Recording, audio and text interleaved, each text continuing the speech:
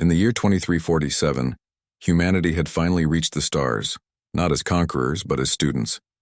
For nearly a century, Earth had been the youngest member of the Galactic Concord, a council of ancient civilizations that governed the known galaxy with quiet authority and unshakable tradition.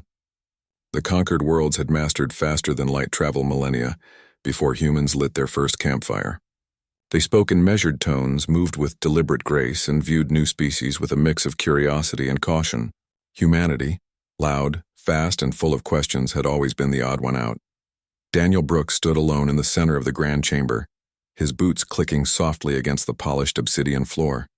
Around him, towering figures from a dozen species watched in silence. Some had skin like polished stone, others shimmered with bioluminescent patterns, and a few floated above their seats in anti-grav harnesses.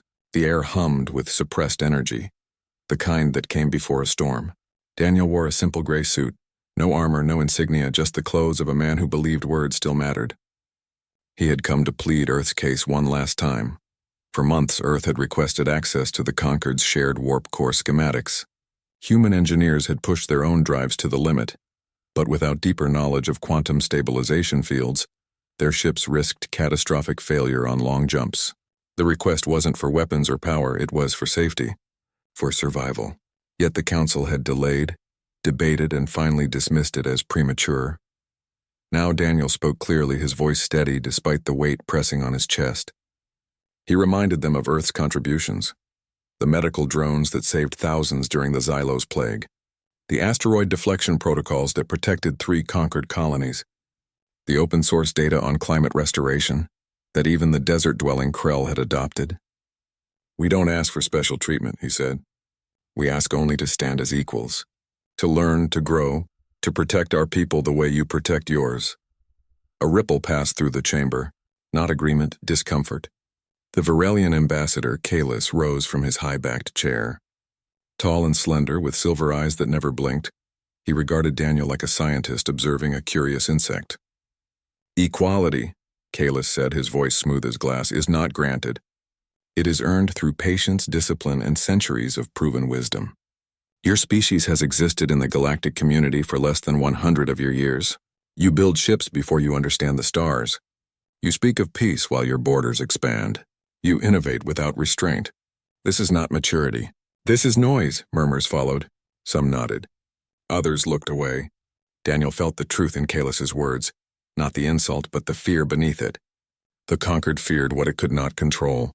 And humanity, with its messy democracy, its rapid tech leaps, its refusal to accept the way things are, was becoming impossible to ignore. Then came the vote. It was swift, unanimous, no debate, no second chances. The decree was read aloud by the chamber's central AI, its tone neutral, almost bored.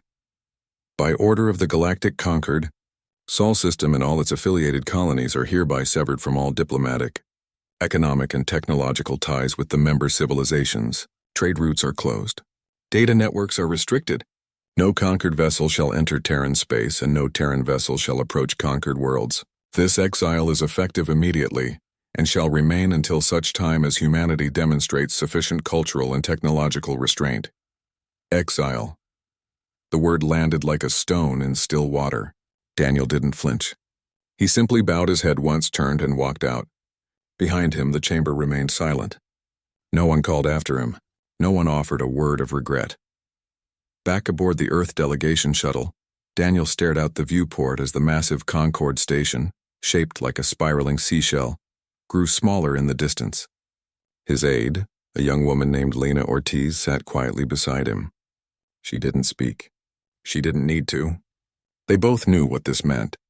Cut off from galactic trade, Earth would lose access to rare minerals, advanced medicines, and energy sources. Their ships would be stranded if they broke down beyond Sol. Their scientists would be blind to discoveries made in distant labs.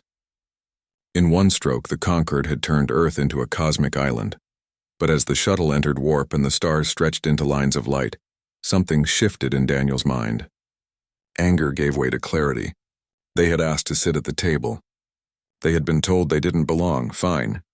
Then they would build their own table, their own house, their own future. When he returned to Earth, he expected panic. Instead, he found resolve. News of the exile had spread fast. Across the planet, people gathered in cities, in villages, in orbital habitats, not to mourn, but to plan. President Elena Ruiz addressed the world that evening from the Unity Spire in Geneva. Her voice was calm, but her eyes burned with quiet fire. "They think we will crumble without them," she said. "They think we are children who need permission to grow. Let them believe that. While they watch, we will build. While they wait, we will move. And when they finally look again, they will see not a beggar at their gate, but a power they cannot ignore." Within days, the old rivalries between nations faded. The United States, China, the African Union, the South American Federation, all agreed to pool resources under a new banner, the Terran Initiative. Factories that once built cars now forged reactor casings. Universities shifted focus to astrophysics and materials science. Even artists and musicians joined the effort, creating symbols, songs, and stories that reminded everyone why they were fighting, not for conquest, but for dignity. Daniel was named chief liaison of the initiative, not for his title, but for his voice. He traveled from Mars colonies to lunar research outposts, listening, encouraging, reminding people that exile was not an end. It was a beginning. In secret shipyards hidden in the asteroid belt, engineers like Marcus Lee and Priya Desai worked around the clock, piecing together human-made warp drives from scraps of old alien tech and bold new theories. They failed often. Ships exploded. Reactors melted down. But each failure taught them something new, and slowly, quietly, Earth began to change. Not just in technology, but in spirit. People stopped looking outward for approval. They started looking inward for strength. Children grew up hearing not about the glory of the conquered, but about the courage of their grandparents who rebuilt cities after the climate wars, who reached Mars with nothing but hope and math. The message was simple. If no one will help us, we will help ourselves. Daniel stood one night on the observation deck of Luna Base, watching Earth rise over the gray horizon. It glowed blue and green, fragile and fierce. He thought of the conquered chamber, of Kalus's cold eyes, of the silence that followed the vote. They had meant to break humanity. Instead, they had forged it, he smiled.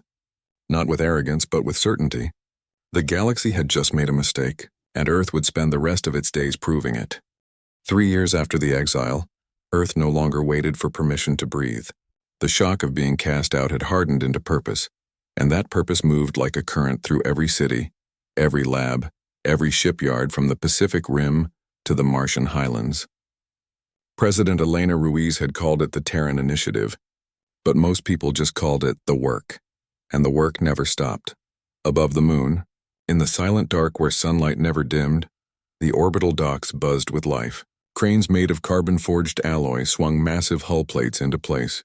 Welders in magnetic boots sealed seams with plasma torches that burned hotter than lava. Inside command modules, technicians ran diagnostics on neural-linked navigation systems that learned from every pilot who used them. At the heart of it all stood Marcus Lee, sleeves rolled up, eyes bloodshot from too many sleepless nights, shouting orders over the roar of construction drones. He wasn't a general or a politician, just an engineer from Chicago who'd once fixed fusion reactors in old power plants. Now, he led the team building humanity's first true warship, the Sovereign-class dreadnought. It wasn't just bigger or faster than old Terran cruisers. It was different in kind, using fragments of salvaged Concord tech, scavenged from derelict patrol drones and crashed scout ships, and combined with breakthroughs in quantum field theory from labs in Nairobi and Bangalore. Marcus and his team had created a hybrid core. It fused human-style fusion with stabilized quantum vacuum fluctuations, giving the ship near limitless range and power without the risk of meltdown. The shields weren't just energy barriers, they bent local gravity to deflect incoming fire, a trick inspired by watching how black holes warped light. And the weapons? Plasma lances that could slice through Concord-grade armor like paper, calibrated not by brute force, but by predictive targeting algorithms written by a quiet programmer named Priya Desai from Mumbai. Priya rarely left her station in the Luna R&D hub. She spoke little, but her code spoke volumes. She had lost family in the early days of the exile, when a medical supply ship was turned away at a Concord border checkpoint. That loss didn't make her bitter, it made her precise. Every line of her software was clean, efficient, and deadly accurate. When the first Sovereign prototype fired its main lance during a test near Jupiter's orbit, it vaporized a derelict freighter at 300,000 kilometers without shaking the coffee in Marcus's cup back on the bridge. He laughed then, a real laugh, and for the first time in years it felt like hope wasn't just a word, but Earth wasn't just building weapons. While the fleet grew, so did everything else. On Venus, floating cities hung in the upper atmosphere, where temperatures were mild and pressure manageable. Scientists had seeded the clouds with engineered microbes that converted sulfuric acid into breathable oxygen. Within 2 years, the first permanent habitat, New Haven, opened its windows to a sky the color of rust and gold. Children played in domed parks under artificial suns, their laughter echoing where once only storms had roared. In the asteroid belt, mining colonies expanded like roots through stone. Robots carved tunnels into Ceres and Vesta, extracting rare metals that the Concorde had once sold at outrageous prices. Now those metals built reactors, sensors, and even the frames of new colony ships. Trade between Earth, Mars, Titan, and the Belt became a constant stream of shuttles and freighters, all flying under the simple banner of a blue circle with a white star. No flags, no nations, just one people. Back on Earth, cities changed too. Old highways were torn up and replaced with maglev transit lines. Rooftops bloomed with solar farms and vertical gardens. Schools taught not just history and math, but astrogation and xenolinguistics, just in case humanity ever met someone new who wasn't part of the conquered. People worked longer hours, yes, but they also shared more. Food, power, data, all flowed through a planetary network managed by open-source AI that prioritized need over profit. It wasn't perfect, but it was theirs. Daniel Brooks watched it all from his office in Geneva, though he spent more time in orbit than on the ground these days. He wasn't building ships, but he was building trust. He traveled to every major colony, listening to concerns, smoothing tensions, reminding everyone why they were doing this. "We're not trying to become the conquered," he'd say. "We're trying to become something better." He carried no weapon, wore no uniform, but his presence calmed crowds and settled disputes.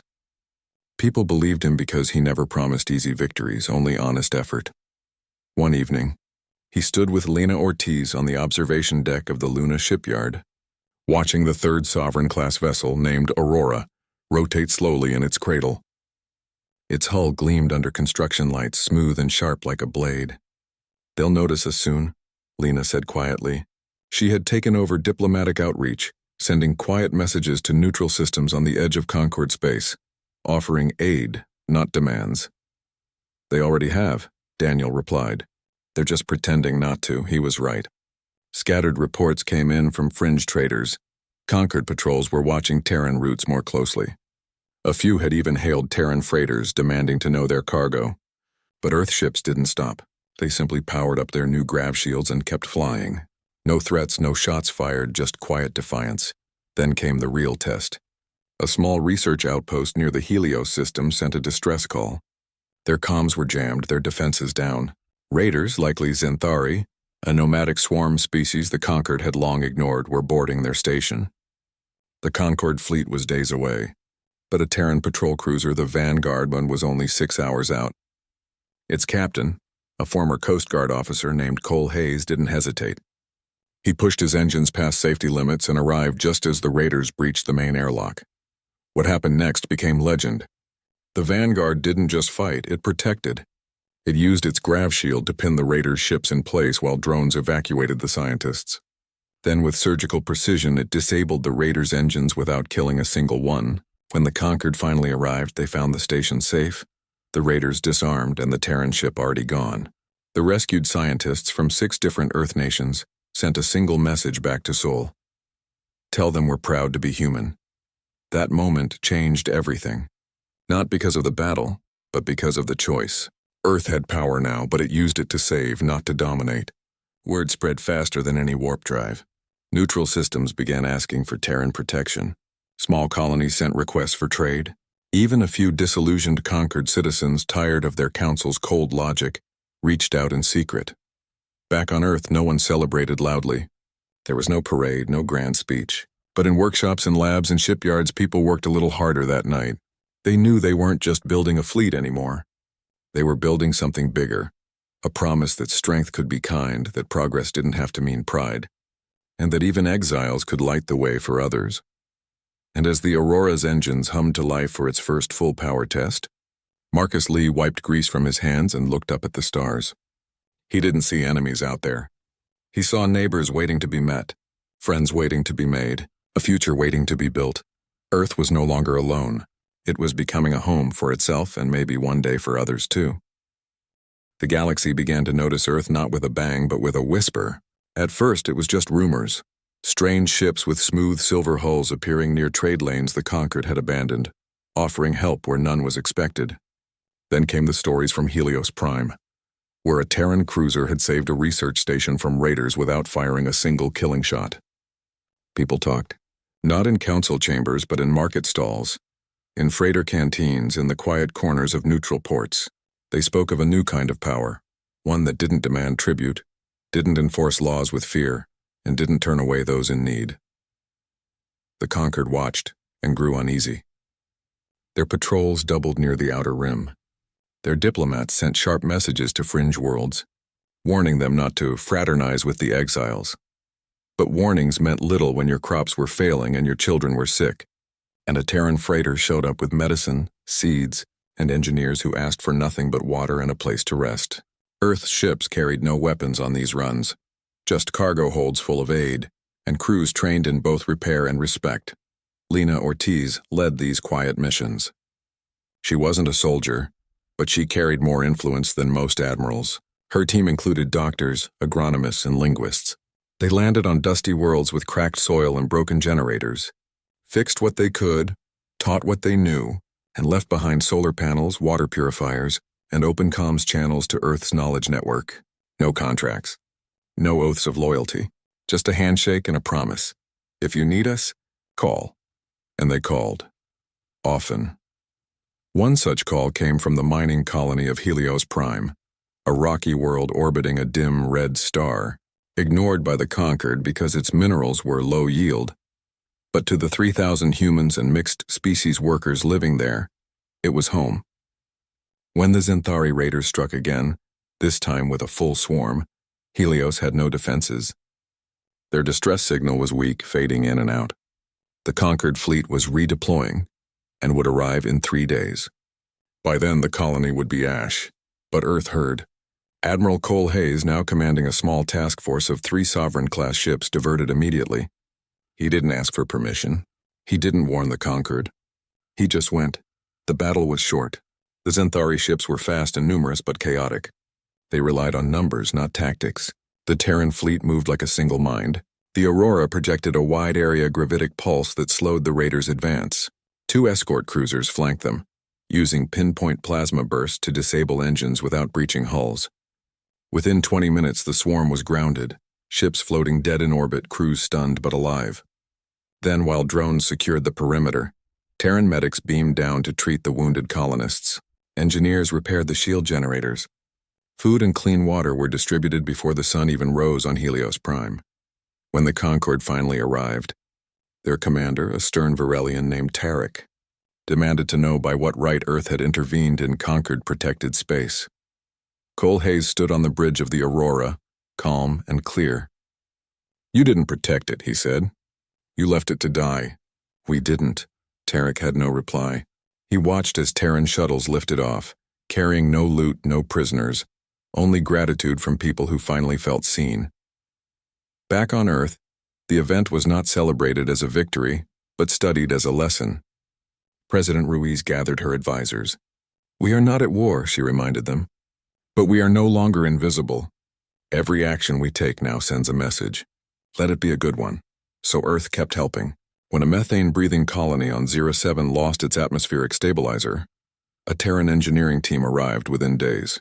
When a plague broke out on the ocean world of Nereus, Terran Biolab sent vaccine drones that adapted to local biology in hours. Each act was small, but together they wove a new reputation, one of reliability, not arrogance. The Conquered tried to counter it. They lowered tariffs for loyal members. They promised faster response times, but their promises rang hollow. Their ships still moved slowly, their aid came with strings, and their envoys still spoke down to those they called lesser species. Meanwhile, Earth's envoys sat on the ground with farmers, ate the same food as miners, and learned local songs before they asked for anything in return. Slowly, quietly, loyalty began to shift. A small moon colony near the Cygnus corridor switched its trade routes to Terran lanes. A former Concord science outpost declared itself neutral and requested Terran protection.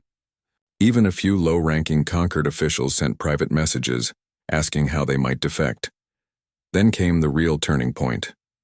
The Krell, a desert-dwelling species known for their stoicism and ancient honor code, sent a formal delegation to Mars. They had once traded with Earth during the early Concord days, but contact had been cut after the exile. Now their elder, a woman named Vessa with eyes like cracked stone, stood before President Ruiz and said simply, "Your people saved our water reclamation station when the sandstorms broke the filters. No one else came. We remember kindness. We offer alliance." It was the first official recognition of the Terran Accord, not as a rebellion but as a new power worthy of respect. Earth accepted, not with fanfare, but with solemn gratitude. The Krell brought knowledge of deep space navigation through magnetic storms, and in return, Earth shared its atmospheric processing tech. It was the beginning of something real, a network built not on fear but on mutual need. All the while, the fleet grew. Shipyards above Titan and Ceres launched new vessels every month, not just warships but hospital ships, supply tenders, and colony transports. Each one bore the same simple emblem, a white star on a blue field. No weapons on the hulls unless needed, no loud declarations, just presence. Daniel Brooks traveled again, this time not to plead but to listen. He visited the Krell homeworld, walked their glass dunes, and drank their bitter tea. He met with leaders of fringe systems who had never seen Earth but knew its name. He didn't promise them safety, he promised partnership. "We don't want subjects," he told a gathering on the icy moon of Lysara. "We want friends, and friends stand together." The Concord saw it all. Their councils grew tense. Some members argued for military action. Others warned that attacking Earth would only prove their cruelty to the galaxy. Kalis, the Varelian ambassador who had once banished Earth, now sat in silence during meetings, his silver eyes clouded with doubt. But Earth did not wait for their decision. It kept moving, kept building, kept helping. Because the truth was simple. You didn't need a council's approval to do what was right. You just needed the will to do it. And humanity had plenty of that. Tension built like storm clouds over dry land. The Conquered could no longer ignore Earth's quiet rise. Trade routes once empty now hummed with Terran freighters. Systems that once paid tribute to the Council now looked to Sol for aid, advice, and alliance. The old order was cracking, and the Conquered feared what might pour through the cracks. So they chose a line in the stars, and dared Earth to cross it. The Cygnus corridor was a narrow band of stable space between two neutron stars, the fastest route between the inner and outer systems. For centuries, the Concord had controlled it with toll stations and patrol grids. Now Terran convoys used it daily, moving food, medicine, and machine parts to a dozen growing colonies. The Concord called it theft. Earth called it necessity. Neither side would yield. One morning, a Terran civilian freighter named the Dawn Carrier, loaded with medical supplies for a plague-stricken colony on Viridia, entered the corridor under escort from two Terran cruisers, the Sentinel and the Vigil. They flew slow, their transponders open, their weapons powered down. They meant no harm, but waiting for them was a full Concord armada, 6 heavy cruisers, 2 command vessels, and a dozen fighter drones, all bearing the sharp sigil of the Varelian fleet. Admiral Cole Hayes stood on the bridge of the Sentinel, his face calm. He had expected this. He opened a channel. "This is Terran Vessel Sentinel. We are on a humanitarian mission. We request safe passage." The reply came cold and sharp from Commander Tarek, the same Varelian who had arrived too late at Helios Prime. "By order of the Galactic Concord, all Terran vessels are banned from Concord-controlled space. Turn back immediately or be detained." Cole didn't flinch. "This corridor is neutral by ancient treaty. You have no right to block it." "The Concord decides what is neutral," Tarek said. Last warning, silence filled the comms. On the bridge, crew members held their breath. Cole looked at his tactical officer, a young woman named Mira Chen, who gave a small nod. Their orders were clear. Protect the freighter, avoid destruction, show restraint. When the Concorde ships moved to surround the convoy, Cole gave a single command. Activate gravitic nets. Full shield sync. No weapons fire unless fired upon. The Terran cruisers shimmered as their adaptive shields flared to life. Then, in a move that stunned the conquered fleet, the Sentinel and Vigil released wide-field gravitic pulses, not to attack, but to lock. Invisible fields wrapped around the conquered ships, freezing their thrusters in place without damaging hulls or harming crews. It was like catching birds in silk, gentle but firm. Tarek's voice crackled over the comms, now laced with panic. "What is this?" "Release us!" "We're not your enemy," Cole replied. "But we won't let you stop aid from reaching dying people." For 37 minutes, the standoff held. The Dawn carrier slipped past the immobilized Concorde fleet, its engines humming softly as it continued toward Viridia. Only then did Cole order the gravitic fields to collapse. The Concorde ships drifted free, engines sputtering back to life. Not a single shot had been fired. Not a single life lost, but the message echoed across the galaxy. Within hours, the entire event was broadcast on open channels. Terran ships disabling a superior force without violence, all to deliver medicine. The footage showed the calm professionalism of the Terran crew, the fear in the Concorde officers' eyes, and the quiet dignity of the freighter as it sailed on. The fallout was immediate. 3 minor Concorde member worlds announced they would no longer pay dues. A delegation from the insectoid Myri, a species long treated as laborers by the Council, publicly thanked Earth for proving that strength could be kind.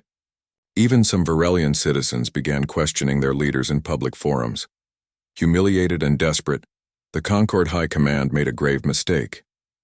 They decided to strike where Earth was most vulnerable, the Titan orbital foundry.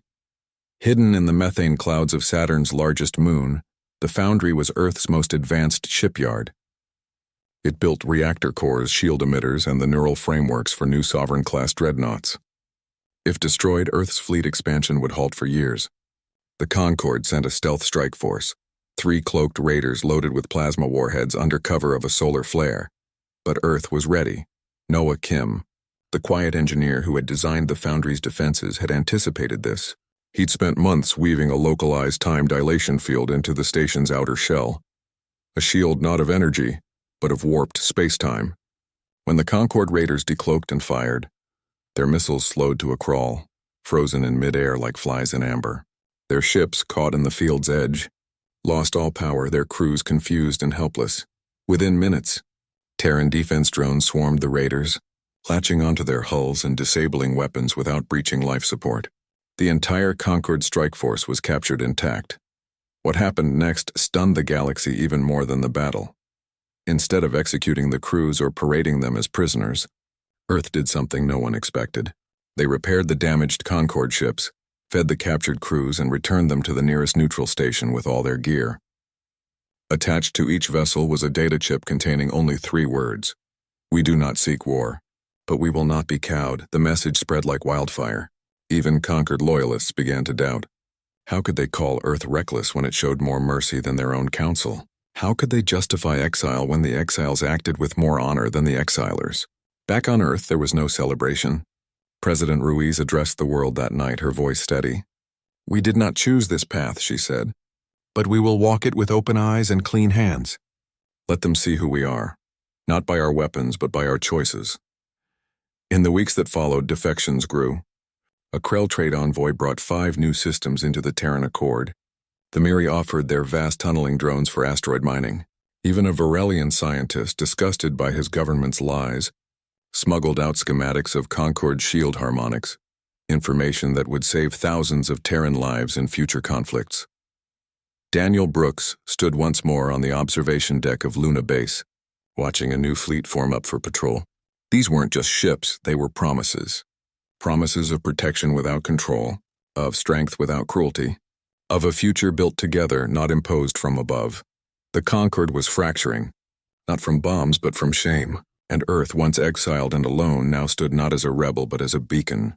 They had not asked for an empire, but the galaxy was giving them one anyway, piece by peaceful piece. The Galactic Concorde did not fall with a battle or a treaty. It faded like an old star, its light dimming until only silence remained. One by one, its member worlds turned away, not in anger but in quiet disappointment. They had watched Earth build not with force but with fairness. They had seen Terran ships defend the weak without demanding loyalty. They had received help when the Concord offered only rules, and so they chose a new path. By the 5th year after the exile, over 200 systems had pledged allegiance to what was now called the Terran Accord. It was not an empire in the old sense. There were no conquered worlds, no forced taxes, no central throne. Instead, it was a network of equals, bound by mutual aid and shared purpose. Each world kept its own laws, its own culture, its own voice. Earth asked only for one thing: that they treat each other with the same respect they wished for themselves. The founding assembly was held not on Earth, but above Mars in a newly built station named Unity Ring. Delegates from every corner of known space gathered: humans, Krell, Miri, even a few former Concord members who had risked everything to come. They arrived in ships of all shapes and sizes, docking side by side without fear. In the central chamber, under a dome that showed the real stars above, President Elena Ruiz stood before them all. She wore no crown, no robe of office, just a simple blue jacket with the white star on the lapel. "We did not call you here to rule you," she said. "We called you here because you chose to stand with us. The Terran Accord is not Earth's gift to you. It is our promise to each other. We will share knowledge. We will defend the defenseless. We will grow not by taking but by giving." Then came the moment many expected but few believed would happen. The delegates offered her the title of Empress. She refused. "I am not your ruler," she said. "I am your first ally.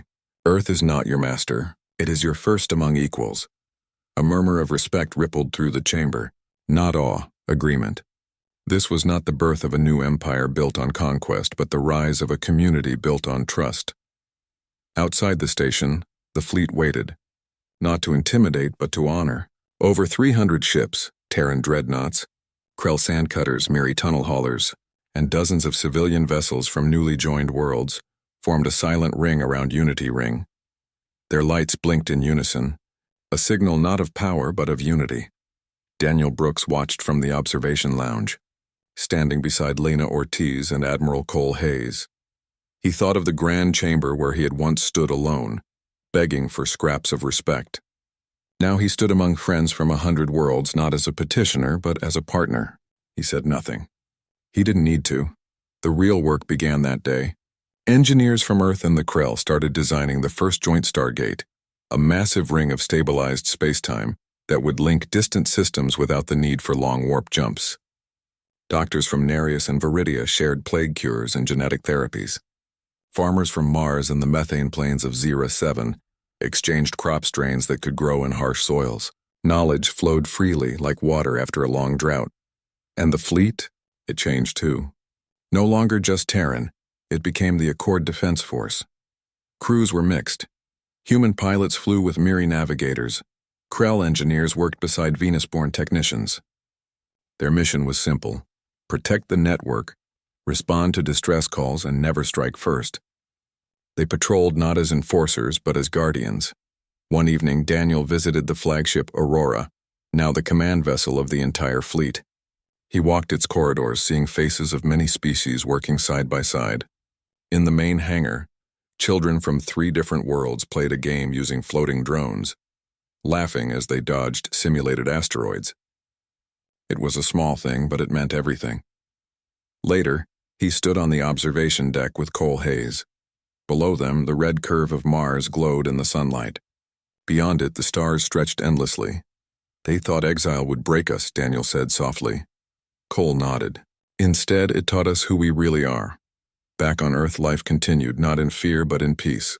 Cities thrived. Farms fed billions. Schools taught not just how to build ships, but how to listen, how to share, how to heal. The old divisions of nation and creed had not vanished, but they no longer mattered as much. When your neighbor on Titan needed oxygen filters, you sent them, not because they were American or Chinese, but because they were human. And when a Myri colony needed help digging safe tunnels after a quake, Earth sent engineers, not because they were owed, but because it was right. The Concord, meanwhile, shrank into memory. The Varelians withdrew behind their borders, silent and ashamed. Other elder races followed, retreating into their ancient ways. They were not punished. Earth did not seek revenge. It simply moved on, building a future they could not imagine. Years later, historians would call this era the Quiet Dawn, the time when humanity, cast out and alone, chose not to become what had rejected it, but something better. They forged not just a fleet but a family of worlds, not an empire of control, but a union of care. And as the first Stargate activated, its ring of light humming with steady power, linking Sol to Helios Prime to Krell homeworld and beyond, Daniel Brooks stood once more on a ship's deck, watching new constellations bloom with human ambition, not the ambition of kings or conquerors but of builders, healers, and friends. Exiled, yes, but never broken. From banishment, Earth had given the galaxy not a warning but a welcome, and in doing so, it had found its true place among the stars,